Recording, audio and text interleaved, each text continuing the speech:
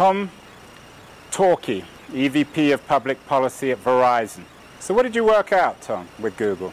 Well, essentially, we approached it with two different priorities. The priority for Google was to ensure an open internet. The priority for Verizon was to ensure that there was not unnecessary regulation that would harm investment or stifle creativity. And so we found that we could reach some common ground on these issues.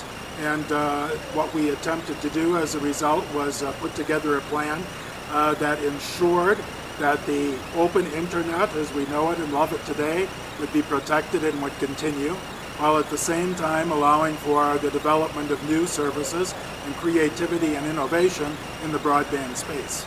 Tom, the two areas which have driven most controversy about your Google initiative, the Verizon Google initiative, are connected with managed services and your wireless broadband caveat. Can you talk a little bit about those two and where you want to go in those two areas?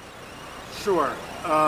Managed services, or what we call other services, are services that are separate from the broadband internet access service that we're all familiar with today. We don't really have any of these other services yet, but we know they are being developed. So the administration, for example, wants us to engage in healthcare monitoring. There's talk about a smart grid, developing a smart grid to assist power companies in distributing energy more efficiently and saving energy. There is discussion about telework and how we can improve telework. So all of these things are potentially other services that would be developed and use the broadband pipe that also today delivers internet access to consumers. We aren't sure what these services will be, and we don't know exactly how they will develop, but we believe it's important that there be space for those services and that the creative juices be allowed to flow. And so at this juncture, it seemed to us inappropriate to have the FCC or the Congress impose rules or regulations on these services that don't yet exist. Instead, it seemed better to have the FCC and the Congress monitor the space, see what happens, and then determine whether or not additional regulation beyond the consumer rules and so on that are already on the books, additional regulation would be necessary. Well, how would you respond to people who argue that in the context of the vagueness of this proposal, that the whole internet could devolve into managed services and we'd lose our public internet? Is that something that concerns you? Is it a possibility in this agreement?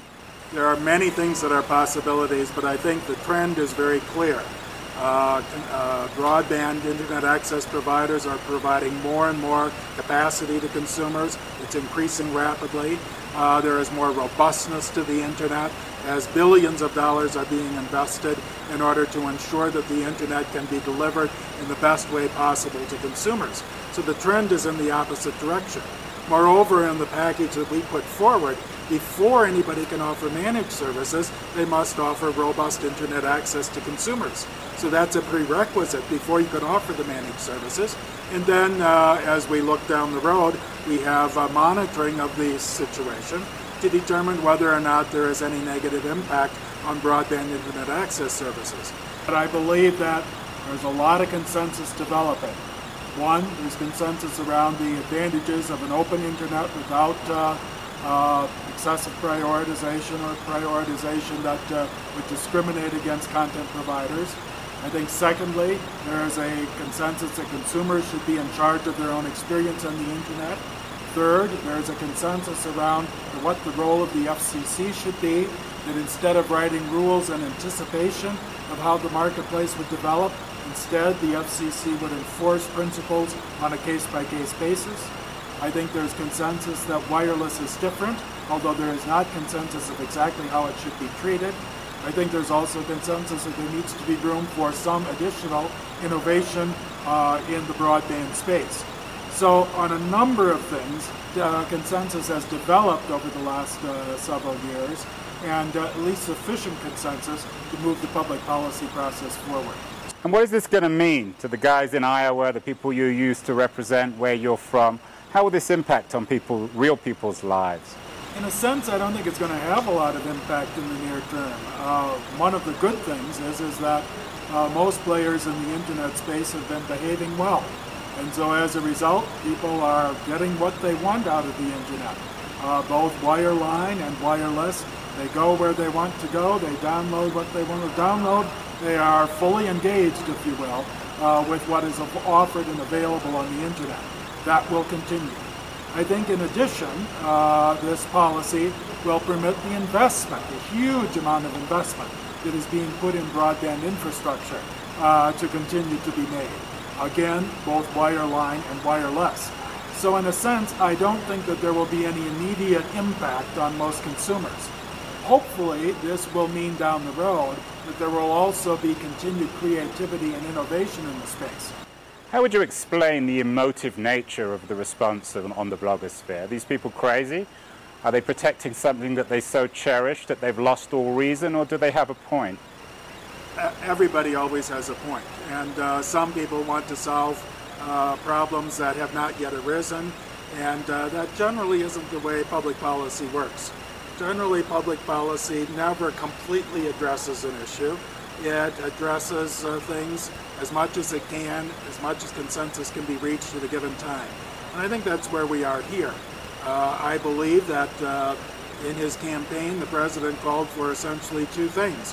One was a non-discrimination principle to be added to the 4 principles that have already been articulated by the FCC, and the second was a transparency principle. We have done both of those things and provided an enforcement mechanism whereby the FCC can enforce the principles it already had in place, plus these 2 new additional items.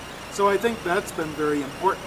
But in addition, we addressed some other questions that have arisen, such as what you do with new services that might be developed in the future and how those should be looked at by the Federal Communications Commission. In a sense, this agreement gave them everything they were seeking a year ago. It gives them non-discrimination, which was the key element, everyone said, on the internet. And unlike most of the proposals that have come forward, we're saying not only non-discrimination, but we're saying that there is a presumption against any prioritization on the internet. That's further than anybody had proposed at the FCC or elsewhere in the past. So we think we have said that the traditional internet that you've known, we've agreed that rules there will be robust and protect the openness, if you will, and the freedom and that people want on the internet.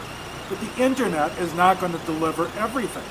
The promise of broadband is not simply internet access. The promise of broadband is things like healthcare monitoring, better education services, telework services, smart transportation, smart grids. These things are not going to be delivered simply via the internet.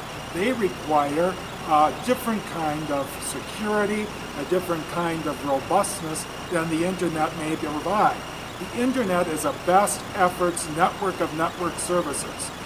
It is only as good, if you will, as the weakest link.